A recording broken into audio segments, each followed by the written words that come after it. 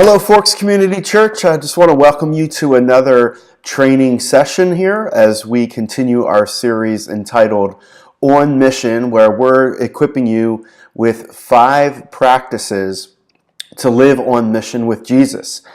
Just to recap, we began the first week with prayer, realizing that living on mission with Jesus begins with prayer. And before we even start opening our mouth to others about Jesus, we need to talk to Jesus about the people we're trying to influence. This past Sunday, we talked about the importance of leading with our ears. Yes, these 2 things on the side of our head. So that we're learning where God is at work in the lives of people that we're trying to influence for the sake of Jesus Christ. And we looked at Acts chapter 8, that great passage with Philip, a follower of Jesus, whom God leads to share the life-saving message of Jesus Christ with this high-ranking Ethiopian official. And we notice that he led with his ear. He heard this man reading Isaiah the prophet, specifically chapter 53 of that great Old Testament prophetic book, which is talking about the suffering servant. Of course, Jesus is the fulfillment of that prophecy. He is the suffering servant who died on the cross for our sins. And so Philip led with his ears. And so we talked about the importance of listening to others. We talked about that is active listening, that it's not merely just hearing sounds, but it's really having a conscious attention to what people are saying and really trying to understand what they are saying. So you've been given the challenge this week to practice that, to practice listening, to discover where people are on their spiritual journey. Now, in that message, I encourage you not to simply just jump right out front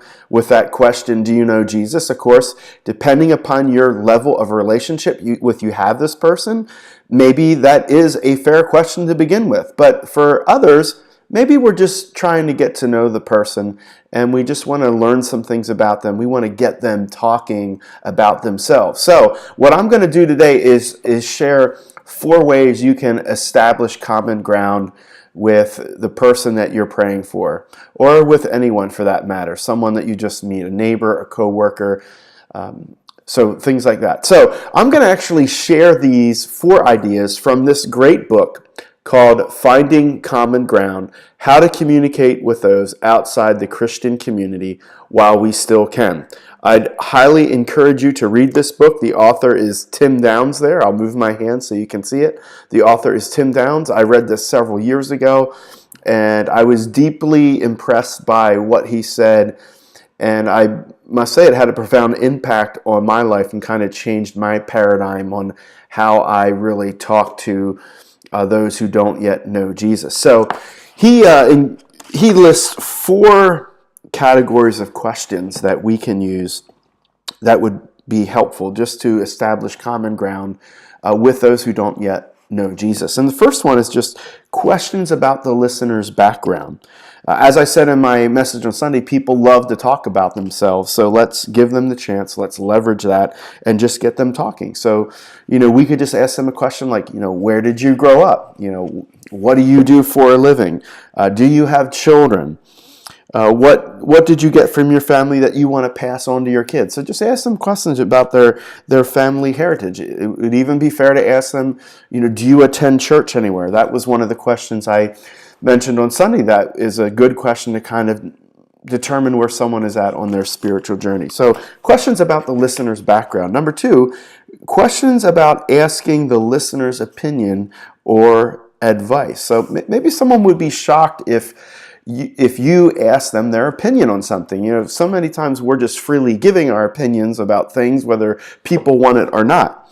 But, something like, hey, what do you think about the government shutdown could be a question. Or something that's really been in the news, the sporting news, is what did you think about that non-call in the Saints-Rams game? Do you think it's really right for someone to make a lawsuit over it? That would be a good question. What do you think that would teaches our kids about sports? Those are all just some sample questions, and of course you could come up with your own, but questions about asking the listener's opinion or advice.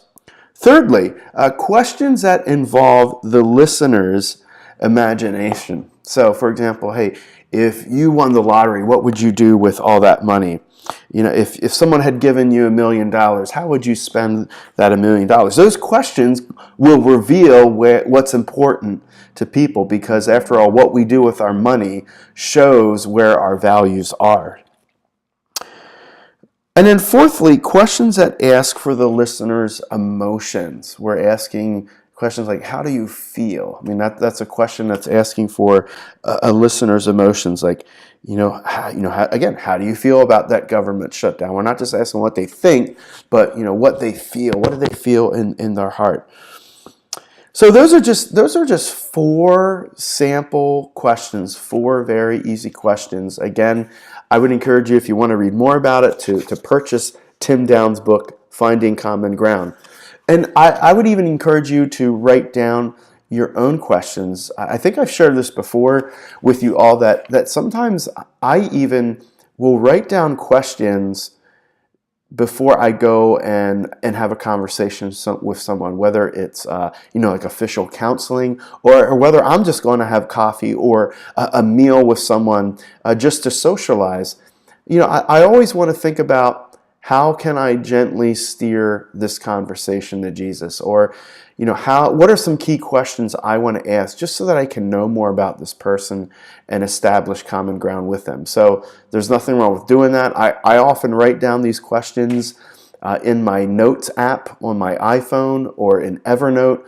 Whatever works for you, whether you just want to write it down on paper, whatever works for you. It might be helpful just to write down some sample questions ahead of time, so that you're kind of thinking, you're going into the conversation with a little bit of a game plan. So hopefully that helps. That's all for today. For next Sunday, we're going back to the mouth again. We started with the mouth with prayer. We went to the ear with listening. And now we're going back to the mouth as we talk about how eating meals are an essential practice in Jesus' mission. I can't wait to share that with you on Sunday. Lord willing, we'll see you all there. Have a great day.